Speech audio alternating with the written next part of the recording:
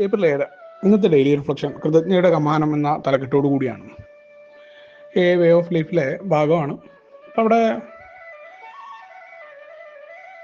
സഹസ്ഥാപകരുടെ ഭാര്യമാരുടെ പങ്കിനെ കുറിച്ച് അവർ പറയുമ്പോൾ ഇത് നേരെ ഞാൻ എന്നെ പരിശോധിക്കുമ്പോൾ എൻ്റെ ജീവിതത്തിലുണ്ടായിരുന്ന പല അനുഭവങ്ങളിലും എനിക്ക് ആദ്യകാലത്തൊന്നും ആൽക്കഹോളിക്സ് അനോണിമസിൻ്റെ മീറ്റിങ്ങുകൾ പങ്കെടുക്കുന്ന കാലത്തൊന്നും എൻ്റെ ഭാര്യയോട് എക്സ് വൈഫിനോട് ഉള്ള ദേഷ്യമൊന്നും മാറ്റാനൊന്നും സാധിച്ചിരുന്നില്ല. പലപ്പോഴും ഞാൻ അവരെ കുറ്റപ്പെടുത്തിക്കൊണ്ടൊക്കെ പറയുമായിരുന്നു.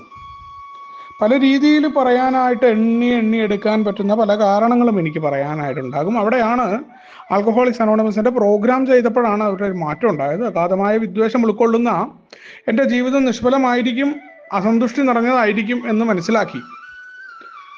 ആ സമയമായപ്പോൾ പ്രോഗ്രാം ചെയ്യാൻ തുടങ്ങുന്ന സമയത്ത് പരിപൂർണമായിട്ടും അവർ ഒപ്പമില്ല, അല്ലെങ്കിൽ അവരുടെ ജീവിതമായിട്ട് ബാധിക്കുന്ന ഒരു കാര്യമില്ല. പക്ഷെ അവിടെ എനിക്ക് വിദ്വേഷമൊന്നുമില്ല എന്ന് ഞാൻ കേവലമായിട്ട് പറഞ്ഞുകൊണ്ട് കാര്യമുണ്ടോ? എവിടെയെങ്കിലുമൊക്കെ ഞാൻ അവരെക്കുറിച്ച് സൂചിപ്പിക്കുമ്പോൾ നല്ല രീതിയിലല്ലാതെയൊക്കെ പറയുന്നുണ്ടെങ്കിൽ അവിടെ വിദ്വേഷമുണ്ട് എന്ന് തന്നെയാണ് അർത്ഥം.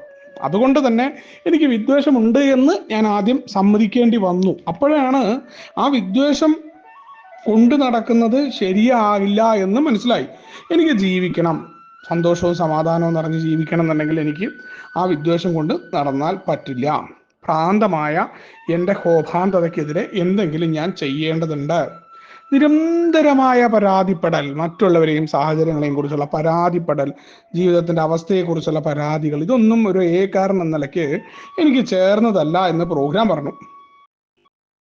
മധ്യസ്ഥനായ എന്നെ സംബന്ധിച്ചിടത്തോളം ഇതെല്ലാം മറ്റുള്ള ആൾക്കാരുടെ പോലെയല്ല. ഞാൻ എൻ്റെ കാര്യം നോക്കുക, എനിക്കിത് ബുദ്ധിമുട്ടാണ്.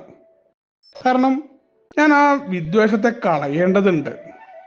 ആ വിദ്വേഷത്തെ കളയാൻ തയ്യാറായാലാണ് എൻ്റെ ഭാവിയിലെ സന്തോഷവും ഇന്നിലെ സന്തോഷവും എല്ലാം അതിലാണ് നിൽക്കുന്നത്. ഇന്ന് സന്തോഷിച്ചാലും എനിക്ക് ഭാവിയിലും സന്തോഷം ഉണ്ടാവും. അപ്പോൾ അവിടെ പുതിയ വീക്ഷണകോണിലേക്ക് കാണാനുള്ള തയ്യാറെടുപ്പുണ്ടായി. പരിപൂർണമായിട്ടും അവരോടുള്ള വിദ്വേഷം ഞാൻ കളയേണ്ടതുണ്ട്. അവിടെയാണ് പ്രോഗ്രാം എന്നോട് പറഞ്ഞു, മറ്റുള്ളവരുടെ തിന്മകൾ അത് യാഥാർത്ഥ്യമോ ഭാവനയോ എന്നുള്ളതൊക്കെ അവിടെ നിൽക്കട്ടെ, അത് എന്നെ നശിപ്പിക്കാൻ പോകുന്നതാണ്. ഞാൻ ആ വിദ്വേഷം കൊണ്ട് നടന്ന അവർ തിന്മ ചെയ്തിട്ടുണ്ടാവില്ല, പക്ഷെ അത് പരാതികൾ പറഞ്ഞു കൊടുക്കുകയും അവരുടെ രോഗത്തെക്കുറിച്ചും അവരുടെ കുഴപ്പങ്ങളെക്കുറിച്ചൊക്കെ പറഞ്ഞു നടന്നാൽ അത് കുഴപ്പമാണ് എന്നുള്ളതാണ്. അപ്പോൾ എന്നെ സംബന്ധിച്ചിടത്തോളം അത് എടുത്തു കളയേണ്ടതുണ്ട്. അവരുടെ തിന്മയാണോ നന്മയാണോ അതിൻ്റെ മാർക്കിടേണ്ട പണി എൻ്റെ അല്ല. അവിടെ പ്രോഗ്രാം പറയുന്ന ആദ്യത്തെ രീതിയിൽ ഇങ്ങനെയാണ്, അവർ അധപതിച്ചവരാകാം, അല്ലെങ്കിൽ അവർ രോഗാവസ്ഥയുള്ളവരാകാം എന്ന് പറഞ്ഞുകൊണ്ട് അവർ ശല്യം ചെയ്ത രീതിയൊന്നും എനിക്ക് ഇഷ്ടമല്ലെങ്കിലും അവരും എന്നെ പോലെ രോഗിയാണ്, ഞാനും പല രീതിയിൽ പലരോടും കാണിച്ചിട്ടില്ലേ എന്നൊക്കെ കാണിക്കാൻ, ആ രോഗിയായ ഒരാളോട് കാണിക്കുന്ന ദയയും സഹതാപവും ഒക്കെ കാണിക്കാനും സഹിഷ്ണുത കാണിക്കാനും ഒക്കെ സഹായത്തിന് പ്രോഗ്രാമിൻ്റെ സഹായത്തോടു കൂടിയും സ്പോൺസറോട് പറഞ്ഞുകൊണ്ടുമാണ് അപേക്ഷ നടത്തേണ്ടതെന്ന് പറയുന്നത്. ഇതാണ് എല്ലാ മാർഗങ്ങളും. ആ സാധനം പിന്നീട് ജീവിതത്തിലേക്ക് കടന്നു വരികയാണ്. അവിടെ പുതിയൊരു പ്രാർത്ഥന പോലും കടന്നു വന്നു. അയാൾ രോഗിയാണ്, അവരെ എങ്ങനെ എനിക്ക് സഹായിക്കാൻ പറ്റും, എന്നെ ക്രോധത്തിൽ നിന്ന് മോചനം നൽകണമേ ദൈവമേ, അവിടത്തേക്ക് അത് ചെയ്യാനായിട്ട് സാധിക്കുമെന്ന് പറയുന്നൊരു പ്രാർത്ഥന കടന്നു വന്നു. കാരണം അവിടെ പകയും തർക്കങ്ങളും എല്ലാം നമ്മൾ ഒഴിവാക്കണമെന്നുള്ള ഒരു പാഠം നമ്മൾ പഠിച്ചു.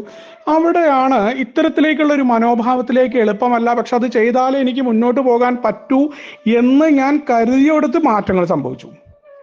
അല്പാൽപമായിട്ട് അവിടെ കുഴപ്പങ്ങൾ, അവരോടുള്ള വിദ്വേഷം മാറ്റാൻ തയ്യാറാവുകയും ആ വിദ്വേഷം മാറ്റുന്നത് എനിക്ക് നിലനിൽക്കാനാണ് എന്ന ഉത്തമ ബോധ്യത്തിൽ മാറ്റാൻ തയ്യാറായപ്പോൾ വേറെ ഒരു അത്ഭുതകരമായൊരു കാര്യം നടന്നു. അത് സഹസ്ഥാപകർ ഡെയിലി റിഫ്ലക്ഷനിൽ അല്ലെങ്കിൽ ആ ലിറ്ററേച്ചറിൽ പറഞ്ഞ പോലെ തന്നെയുള്ള ഒരു അനുഭവം എനിക്കും കടന്നു വരികയാണ്. എത്ര തവണ എൻ്റെ ജീവൻ നിലനിൽക്കുന്നതിന് അവർ പങ്കുവച്ചിരുന്നു എൻ്റെ എക്സ് വൈഫ് അടക്കമുള്ളത് എന്നുള്ള ബോധ്യം അവിടെ കടന്നു വരിക. അപ്പം ഞാൻ അവിടെ പോയിട്ട് നന്ദി പറയാനൊന്നും എനിക്ക് പറ്റുന്ന അവസ്ഥയിലായിരുന്നില്ല ആ സമയത്ത്. അപ്പം അതിനൊന്നും നിൽക്കണ്ടെന്ന് പറഞ്ഞു. നീ നിന്റെ തെറ്റുകൾ കണ്ടെത്തിയോ? കണ്ടെത്തി. അത് സത്യസന്ധമായിട്ട് സമ്മതിച്ചോ? അത് നേരെയാക്കാനുള്ള മനസ്സുള്ളവരായിട്ട് മാറുക. അപ്പം നിന്റെ ജീവിതത്തിൽ കൃതജ്ഞതയുടെ ആ ഒരു കമാനത്തിലൂടെ നിനക്ക് പോകണം എന്നുണ്ടെങ്കിൽ വിദ്വേഷം ഒഴിവാക്കണം, പക ഒഴിവാക്കണം. എനിക്ക് ഇഷ്ടമില്ലാത്ത ആളുകളോടും എൻ്റെ സാഹചര്യങ്ങളോടും ഞാൻ എന്നും പരാതികളും പരിഭവങ്ങളും അവരുടെ കുറ്റങ്ങൾ നോക്കുകയും അവരുടെ രോഗത്തിന്റെ എണ്ണങ്ങൾ എടുക്കുകയും അവരുടെ പട്ടികകൾ തയ്യാറാക്കുകയും ചെയ്യുമ്പോൾ എങ്ങനെയാണ് കൃതജ്ഞതയുടെ കമാനം എനിക്ക് ഉണ്ടാക്കാൻ പറ്റുക? കൃതജ്ഞതയുടെ കമാനം എനിക്ക് ഉണ്ടാക്കണമെന്നുണ്ടെങ്കിൽ ആദ്യമായിട്ട് ഞാൻ വിദ്വേഷം ഒഴിവാക്കണം, പകയെ ഒഴിവാക്കണം, മറ്റുള്ളവരുമായിട്ടുള്ള തർക്കങ്ങളും പകയിൽ നിന്നും മാറി നിൽക്കാനുള്ള ശ്രമമുണ്ടാകണം. പ്രോഗ്രാമിലേക്ക് കൃത്യമായിട്ട് ഇറങ്ങി വരണം. പ്രോഗ്രാം എൻ്റേതാണ്, ആത്മപരിശോധന എൻ്റേതാണ് എന്നുള്ള ബോധ്യം. അപ്പോഴാണ് എനിക്ക് കൃതജ്ഞതയുടെ കമാനം ഉയർത്താനും മറ്റുള്ളവർ എന്നെ ദ്രോഹിച്ചു, സാഹചര്യങ്ങൾ നന്നായില്ല എന്ന് പറയുന്നതിന് പകരം എൻ്റെ കുഴപ്പം എന്താണ്, എൻ്റെ തെറ്റുകൾ എന്താണെന്ന് എന്നെ ഓർമ്മപ്പെടുത്താനും അവിടെ നിന്ന് മാറ്റങ്ങൾ വരാനും ഇനിയും ഇന്നത്തെ കറണ്ട് അഫയേഴ്സിൽ ഇന്നത്തെ ജീവിതത്തിൽ എന്നെ എതിർക്കുമ്പോൾ രോഗിയാണ്, അയാളോട് എങ്ങനെ എനിക്ക് അയാളെ സഹായിക്കാൻ പറ്റും, എന്നെ ക്രോധത്തിൽ നിന്ന് മോചനം നൽകണമേ എന്ന് എന്നോട് പറയാനും സാധിക്കുന്ന രീതിയിലേക്കുള്ള മാറ്റത്തിലേക്കുള്ള ഓർമ്മപ്പെടുത്തലാണ് ഇന്നത്തെ ഡെയിലി റിഫ്ലക്ഷൻ. നമുക്ക് ഒരുമിച്ചുകൊണ്ട് പറയും തത്വങ്ങളോട് മുന്നോട്ട് പോകാം. ശുഭദിനം, സുപ്രഭാതം.